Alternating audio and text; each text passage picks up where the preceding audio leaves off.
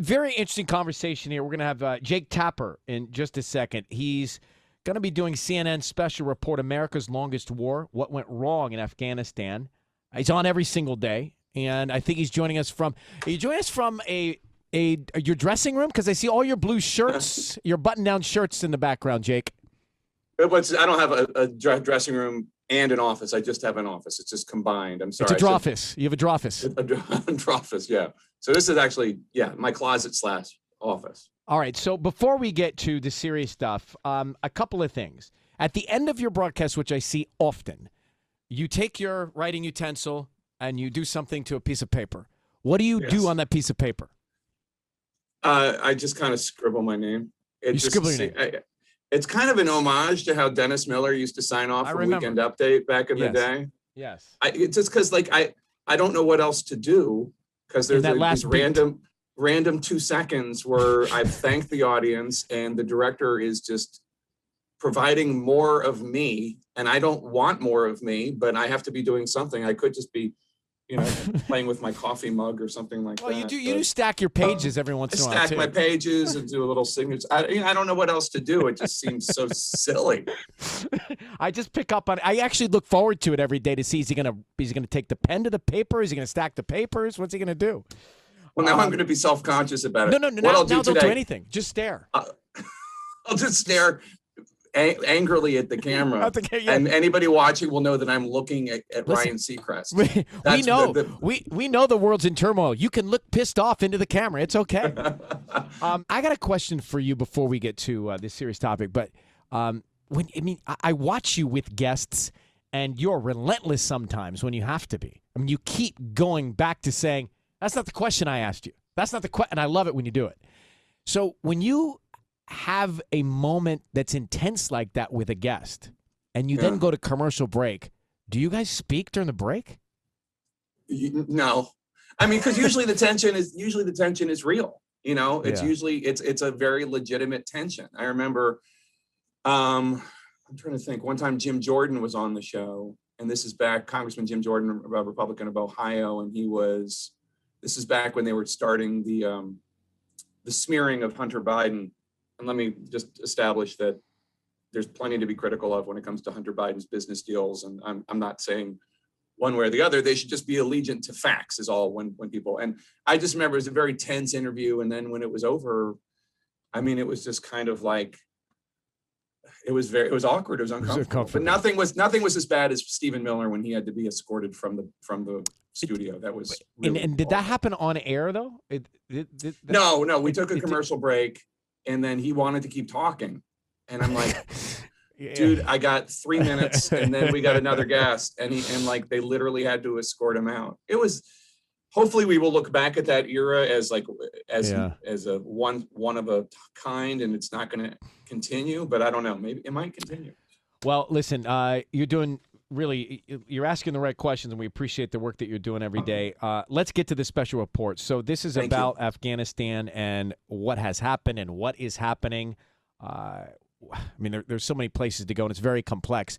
I guess my question is, what did you learn? What will we learn in this report? I think I learned a lot, and I've been covering the war since the beginning, and I've been there a couple times, and I wrote a book about it that was turned into a film starring Scott Eastwood and Orlando Bloom and others that came out last year, called The Outpost. But it was a really special to participate in making this documentary, because first of all, we talked to a lot of veterans, and we talked to them about their experiences and what they want to know. Uh-huh. And then second of all, there have been like 11 or 12 commanding generals, and we interviewed, I think, 8 or 9 of them about the effort and what went wrong. And most of them were pretty reflective about things that did not go right. Just to give you one example, and it's a long documentary, it's a 2-hour documentary, but I think it goes pretty quickly because it really answers a lot of questions for people as to why, the most powerful military and richest country in the world was not able to succeed in this country to the degree that US policymakers wanted us to.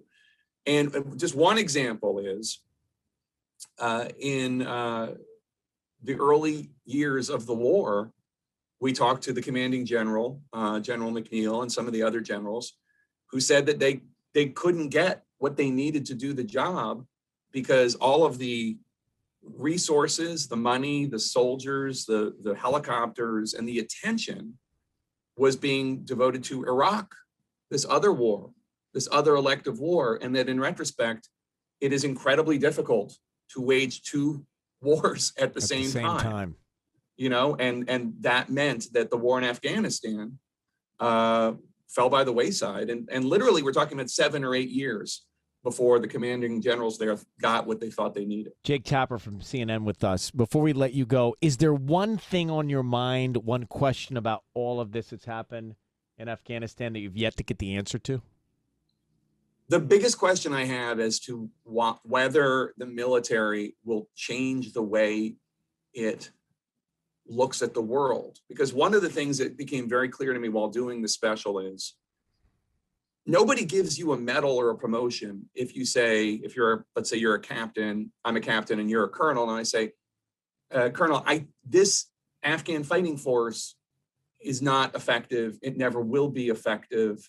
They don't believe in the government. The government is corrupt. I don't think that this is going to work. Nobody says that to a colonel and gets a promotion and gets a medal.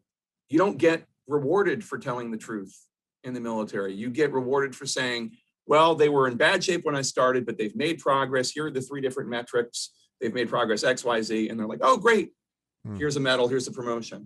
And there needs to be some way for the military to change that mindset, because ultimately, as John F. Kennedy said, success has 1,000 fathers and failure is an orphan. There's nobody owning these failures because everybody has told the world that they did a great job. And ultimately, we see the results. Check it out. CNN Special Report, America's Longest War, What Went Wrong in Afghanistan, reported by Jake Tapper. And, of course, the lead weekdays on CNN. The special is Sunday at 9 p.m. Eastern on CNN. All right, Jake, no awkward moments at the end of the show, last 2 seconds, okay? Pen to paper, Ryan, stack the papers, whatever it is, we're going to be watching. All right. It's an honor talking to you, sir. Keep up the great work. And you. Thanks. Take care, Jake. Bye-bye. Bye-bye.